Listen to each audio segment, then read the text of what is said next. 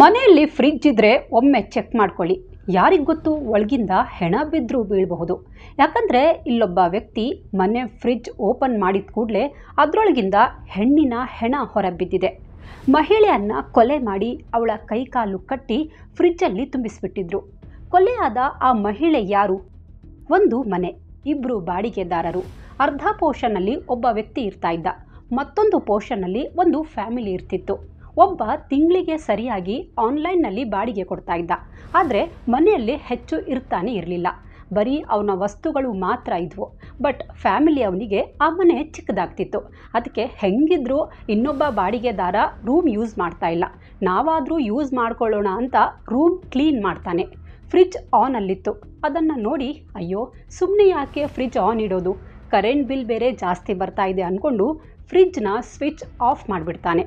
ಮಾರನೇ ದಿನ ಇಡೀ ಮನೆಯಲ್ಲೆಲ್ಲ ದುರ್ವಾಸನೆ ಹರಡಿಬಿಡುತ್ತೆ. ನೋಡ್ತಾ ಇಡೀ ಕಾಲೋನಿಯಲ್ಲಿ ಕೆಟ್ಟ ವಾಸನೆ ಹರಡಿಬಿಡುತ್ತೆ. ಜನ ಮೂಗು ಮುಚ್ಕೊಂಡು ತಿರುಗ್ತಾ ಇರ್ತಾರೆ. ಅರೆ ಏನಿದು ವಾಸನೆ ಅಂತ ಆ ರೂಮ್ ಒಳಗೆ ಹೋಗಿ ನೋಡ್ತಾರೆ. ವಾಸನೆ ಬರ್ತಾ ಇದ್ದದ್ದು ಫ್ರಿಡ್ಜ್ನಿಂದ. ಸೊ ಫ್ರಿಡ್ಜ್ನ ಬಾಗಿಲು ತೆಗೆದ ಕೂಡಲೇ ಒಂದು ಹೆಣ್ಣಿನ ಹೆಣ ಹೊರಗೆ ಬೀಳುತ್ತೆ. ಕೊಲೆಯಾದ ಆ ನತದೃಷ್ಟೆ ಯಾರು? ಏನಿದು ಸ್ಟೋರಿ? ಕೊಲೆಯಾದವರು ಯಾರು? ಕೊಲೆ ಮಾಡಿದ್ಯಾರು? ಎಲ್ಲಾಗಿರೋದು ಈ ಘಟನೆ? ಇದೆಲ್ಲದರ ಬಗ್ಗೆ ನಮ್ಮ ಇವತ್ತಿನ ವಿಡಿಯೋದಲ್ಲಿ ಡೀಟೇಲ್ ಆಗಿ ಹೇಳ್ತೀವಿ. ನಾನು ಸಮೀನಾ. ನಮ್ಮ ಇವತ್ತಿನ ಸ್ಟೋರಿ ಸ್ಟಾರ್ಟ್ ಆಗೋದು ಮಧ್ಯಪ್ರದೇಶದ ದೇವಾಸ್ ಜಿಲ್ಲೆಯ ಬೃಂದಾಧಾಮ್ ಕಾಲೋನಿಯಿಂದ. ಆವತ್ತು 10 ಜನವರಿ 2025 ಬೆಳಗ್ಗೆ 8 ಗಂಟೆ ಸಮಯ. ಇಡೀ ಕಾಲೋನಿಯಲ್ಲಿ ದುರ್ವಾಸನೆ ಹರಡ್ಬಿಟ್ಟಿತ್ತು. ಕಾಲೋನಿ ಜನರೆಲ್ಲ ಏನಪ್ಪ ಇದು ಸ್ಮೆಲ್ಲು, ಎಲ್ಲಿಂದ ಬರ್ತಾ ಇರೋದು ಅಂತ ರೋಡಲ್ಲಿ ನಿಂತ್ಕೊಂಡು ಮಾತಾಡ್ತಾ ಇದ್ರು. ನಡೀರಿ ಎಲ್ಲಿಂದ ಬರ್ತಾ ಇರೋದು ಪತ್ತೆ ಮಾಡೋಣ ಅಂತ ಮೂಸ್ಕೊಂಡು ಒಂದ್ ಮನೆ ಹತ್ರ ಬರ್ತಾರೆ. ಆ ಮನೆ ನಂಬರ್ 128. ಇಡೀ ಕಾಲೋನಿ ಜನ ಆ ಮನೆಗೆ ಬರ್ತಾರೆ. ಮನೆಯ ಓನರ್ ಧೀರೇಂದ್ರ ಶ್ರೀವಾಸ್ತವ್. ಆದ್ರೆ ಈ ಮನೆ ತುಂಬಾ ದೊಡ್ಡದಿತ್ತು. ಅದಕ್ಕೆ ಮನೆ ಮಾಲೀಕ ಈ ಮನೆಯನ್ನ ಡಿವೈಡ್ ಮಾಡಿ ಇಬ್ಬರಿಗೆ ಬಾಡಿಗೆಗೆ ಕೊಟ್ಟಿದ್ರು. ಒಂದು ಪೋರ್ಷನ್ ಅಂದ್ರೆ ಒಂದೇ ಮನೆಯ 2 ರೂಮನ್ನ ಸಂಜಯ್ ಪಾಟೀದಾರ್ಗೆ ಬಾಡಿಗೆಗೆ ಕೊಟ್ಟಿದ್ರು. ಮತ್ತೆರಡು ರೂಮ್ ಮತ್ತು ಹಾಲ್ ಅನ್ನ ಬಲ್ಬೀರ್ಗೆ ಕೊಟ್ಟಿದ್ರು. ಕಳೆದ ಜುಲೈ 2024ರಿಂದ ಬಲ್ಬೀರ್ ಇಲ್ಲೇ ವಾಸ ಮಾಡ್ತಾ ಇದ್ರು. ಈ ಸಂಜಯ್ ಪಾಟೀದಾರ್ ಮನೆಯಲ್ಲಿ ಹೆಚ್ಚು ಇರ್ತಾನೆ ಇರಲಿಲ್ಲ.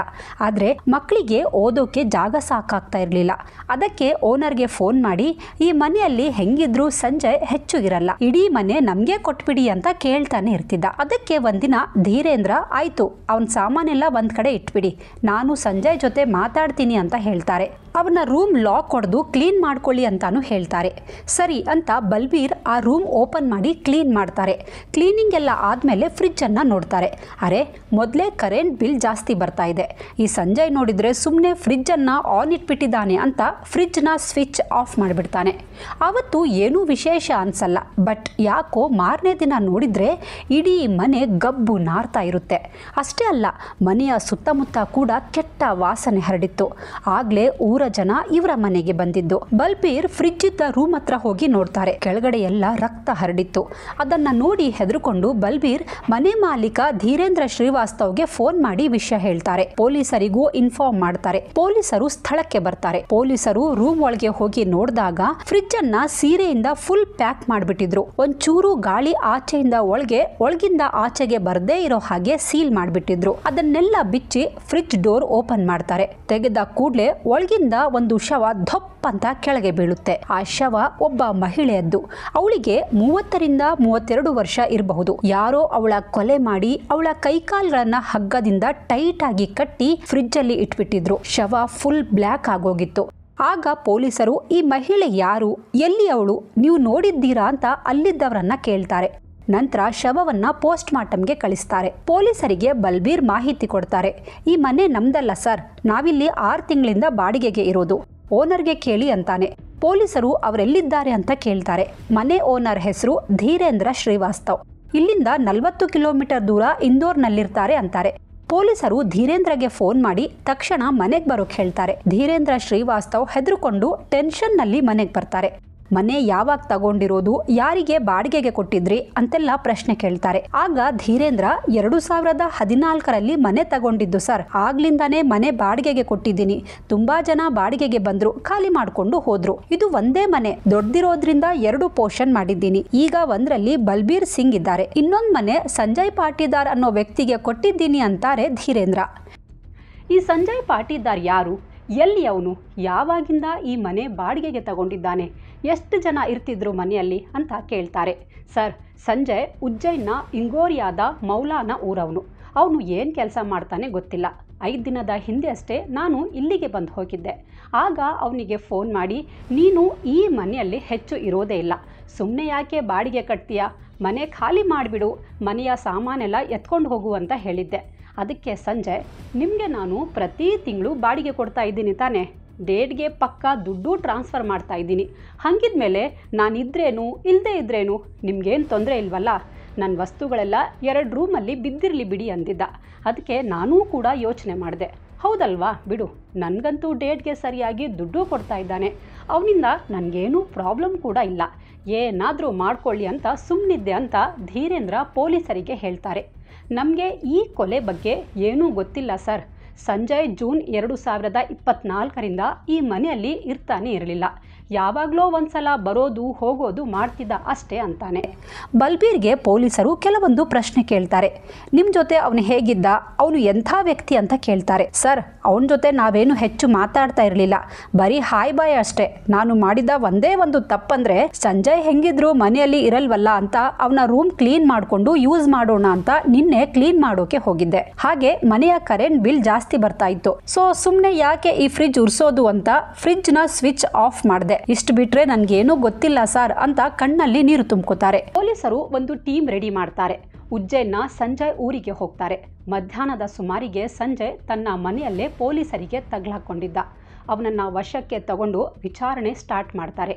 ಆ ಶವ ಯಾರ್ದು, ನೀನಿದ್ದ ರೂಮಲ್ಲಿ ಹೇಗೆ ಬಂತು, ಯಾವಾಗಿಂದ ನೀನು ಆ ಮನೆಗೆ ಹೋಗಿಲ್ಲ, ಏನಕ್ಕೆ ಆ ಮನೆ ಬಾಡಿಗೆಗೆ ತಗೊಂಡಿದ್ಯಾ ಹೇಳು ಅಂತಾರೆ. ಆಗ ಸಂಜಯ್, ಸರ್ ನನಗಿದ್ರ ಬಗ್ಗೆ ಏನೂ ಗೊತ್ತಿಲ್ಲ, ನಾನು ಆ ಮನೆಯಲ್ಲಿ ಇರೋದೇ ಇಲ್ಲ ಅಂತಾನೆ. ಬಟ್ ಅದಾಗಲೇ ಅವನು ಆಡ್ತಿರೋದು ನಾಟಕ ಅಂತ ಪೊಲೀಸರ ಮೂಗಿಗೆ ಸಂಶಯದ ವಾಸನೆ ಬಂದಾಗಿತ್ತು. ಹೌದಾ ರಾಜ, ನಿನಗೇನು ಗೊತ್ತಿಲ್ವಾ, ಪಾಪ ಅಲ್ವಾ ನೀನು ಅಂತ, ಲೇ ಬದ್ಮಾಶ್ ನಿಜ ಬೊಗಳು, ಇಲ್ಲಾಂದರೆ ಏರೋಪ್ಲೇನ್ ಹತ್ಸೋದು ಗೊತ್ತಿದೆ ನಮಗೆ ಅಂತ ಆವಾಜ್ ಹಾಕ್ತಾರೆ. ಇನ್ನು ನನ್ನ ಆಟ ನಡೆಯಲ್ಲ ಅಂತ ಸಂಜಯ್ಗೆ ಗೊತ್ತಾಗಿ ಕಾಲಲ್ಲಿ ನಡುಕ ಶುರುವಾಗುತ್ತೆ. ಅಲ್ಲಿಂದ ಒಂದು ಆಘಾತಕಾರಿ ಭಯಾನಕ ಸ್ಟೋರಿ ಹೇಳೋಕೆ ಶುರು ಮಾಡ್ತಾನೆ ಸಂಜಯ್. ಸರ್, ಈ ಶವ ಉಜ್ಜೈನ್ನ ಪ್ರತಿಭಾ ಪ್ರಜಾಪತಿ ಉರ್ಫ್ ಪಿಂಕಿಯದ್ದು. ಪಿಂಕಿ 2016ರಲ್ಲಿ ರಾಜಸ್ಥಾನ್ನ ಒಬ್ಬ ಹುಡುಗನ ಜೊತೆ ಮದುವೆ ಮಾಡ್ಕೊಂಡಿದ್ಲು. ಅವರದ್ದು ಲವ್ ಮ್ಯಾರೇಜ್. ಸ್ವಲ್ಪ ದಿನ ಅವರಿಬ್ರು ತುಂಬಾ ಚೆನ್ನಾಗಿದ್ರು. ಆದ್ರೆ ಇಬ್ಬರ ಮಧ್ಯೆ ಏನಾಯ್ತೋ ಗೊತ್ತಿಲ್ಲ, ಯಾವಾಗ್ಲೂ ಜಗಳ ಮಾಡ್ತಿದ್ರು. ಅದಕ್ಕೆ ಪಿಂಕಿ ಗಂಡನಿಂದ ಸೆಪರೇಟ್ ಆಗ್ಬಿಟ್ಟಿದ್ಲು. ಇವಳು ಲವ್ ಮ್ಯಾರೇಜ್ ಆದಾಗ ಕುಟುಂಬದವರು ಇವಳ ಮೇಲೆ ತುಂಬಾ ಸಿಟ್ಟಲ್ಲಿದ್ರು. ಇವಳ ಜೊತೆ ಮಾತಾಡ್ತಾ ಇರಲಿಲ್ಲ. ಇವಳು ಎಲ್ಲಿದ್ದಾಳೆ, ಇವಳು ಬದುಕಿದ್ದಾಳ ಸತ್ತೋಗಿದ್ದಾಳ ಏನೂ ಕೇಳ್ತಾ ಇರಲಿಲ್ಲ. ಇವಳನ್ನ ಬಿಟ್ಬಿಟ್ಟಿದ್ರು. ಇವಳ ಬಗ್ಗೆ ತಲೆ ಕೆಡಿಸಿಕೊಂಡಿರ್ಲಿಲ್ಲ.